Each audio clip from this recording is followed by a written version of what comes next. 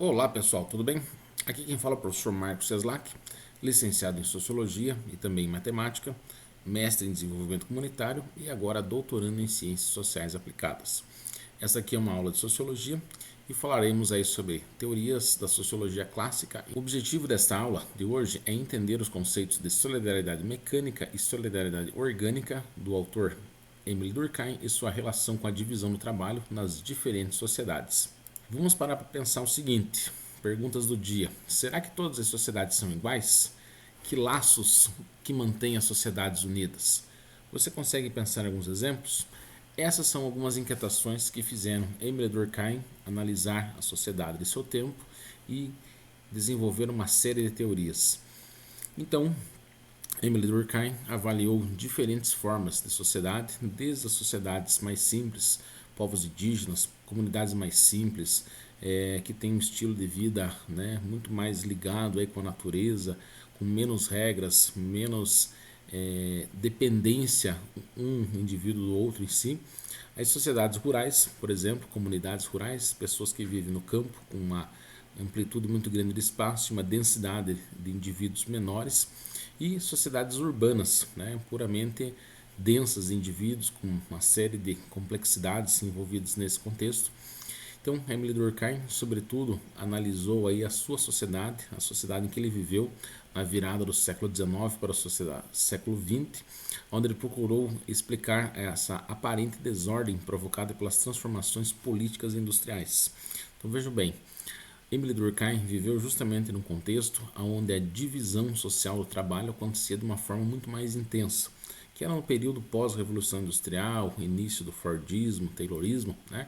E basicamente a figura do artesão, daquele indivíduo que fazia todo o processo produtivo de uma peça, seja ela de um artefato de couro, seja ela de um artefato de tecido ou mesmo uma fundição, aquele artesão se tornou apenas um operário dentro de um processo produtivo, responsável por apenas uma etapa do processo e não mais por toda a sequência de atividades que até então ele fazia, né, sobretudo nos períodos feudais, períodos medievais, onde existia o mesmo indivíduo, né, praticamente era responsável por todo o processo, enfim, se não ele, sua família.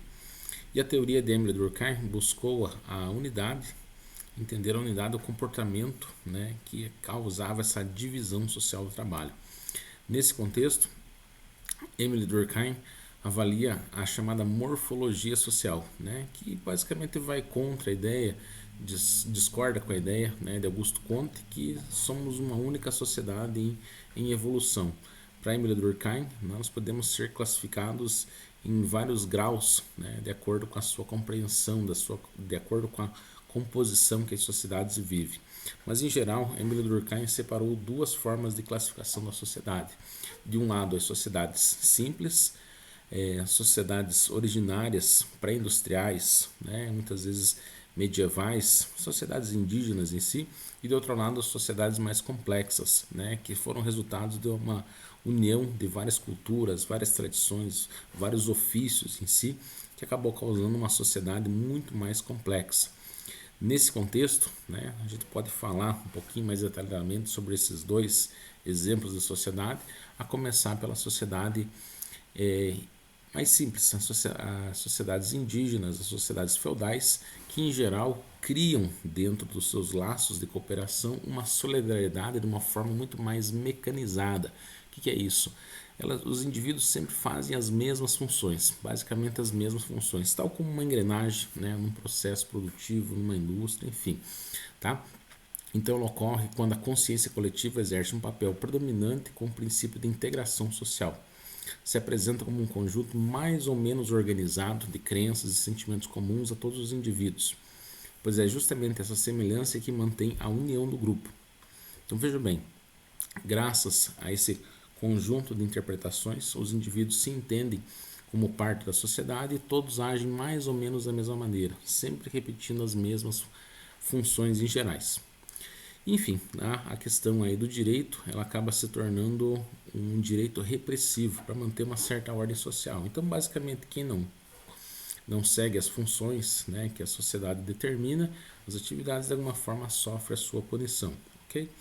E a sociedade mais nova, as sociedades complexas, como é que funciona essa solidariedade, essa cooperação entre os indivíduos em si? Então, na solidariedade orgânica, ocorre quando a integração social é realizada a partir da diferenciação das funções entre indivíduos, nos grupos no interior da sociedade. Tá? Na solidariedade produzida pela divisão do trabalho, que se supõe a diferenciação e a complementariedade, esse termo é muito importante, complementariedade de funções de forma a cooperar entre os membros de uma sociedade. Isso quer dizer o seguinte: no caso das sociedades mais complexas, cada indivíduo é responsável por uma etapa, um pedacinho do processo, seja do processo produtivo, de uma prestação de um serviço. O indivíduo é responsável apenas por uma etapa. Por exemplo, o agricultor é responsável apenas por plantar, né, e colher lá o trigo. O industrial é responsável por processar o trigo e transformar em farinha. O padeiro é responsável por pegar a farinha e transformar em pão, ok? E o comerciante ou o entregador é responsável por fazer a logística até o cliente. Vejam bem, numa simples situação, por exemplo, como comer um pãozinho, né? Como usar um pãozinho nosso todo dia, estamos tendo aí pelo menos 4 diferentes profissionais, diferentes indivíduos com funções bastante diversificadas que se complementam entre si, criam uma cooperação, isto é, uma solidariedade, ok? Esse termo solidariedade ele não deve ser confundido com a questão da solidariedade do âmbito religioso, da cooperação, da filantropia, né?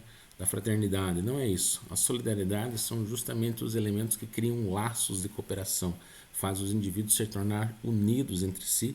Enfim, nesse caso das sociedades mais complexas, cada indivíduo é responsável por apenas uma etapa dentro do processo produtivo nas mais variadas profissões. Na sequência, eu coloquei uma charge aqui justamente para fixar aí na hora da prova, tá? Então, Emile Durkheim diria que nós saímos de comunidades homogêneas e simples para sociedades mais complexas, e que a religião, a cultura criavam uma consciência coletiva que produziria solidariedade, e que a sociedade moderna, né, em função da divisão do trabalho, gerou essa maior especialização.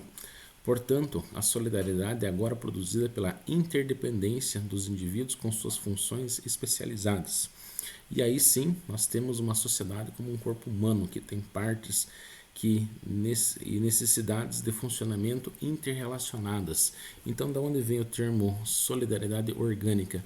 Vem do nosso próprio organismo, onde cada órgão, o coração, o pulmão, o cérebro, cada órgão tem uma função dentro do organismo vivo, e essa função em si cria uma certa relação de interdependência de, enfim, um órgão com o outro, né? Que é o caso da nossa sociedade, um indivíduo com o outro em si.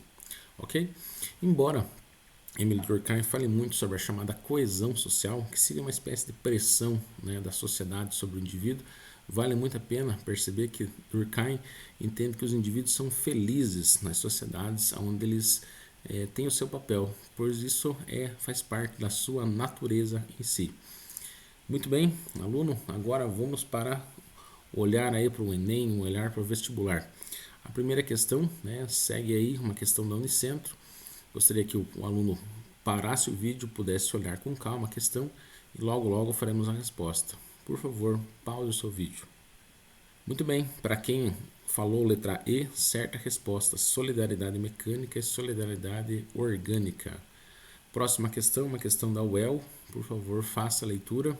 Quem falou letra B, solidariedade orgânica, é compatível com a solidariedade de classe, pois a vida social necessita de trabalhos diferenciados, acertou a questão.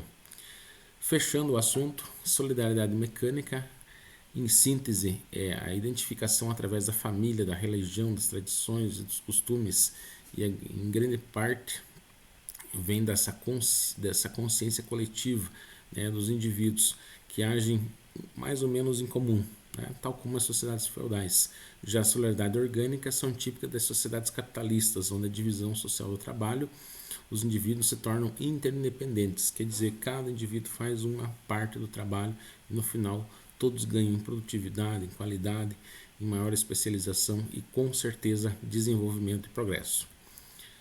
Meus queridos, ficamos com a aula por aqui, essas são as referências, o meu muito obrigado.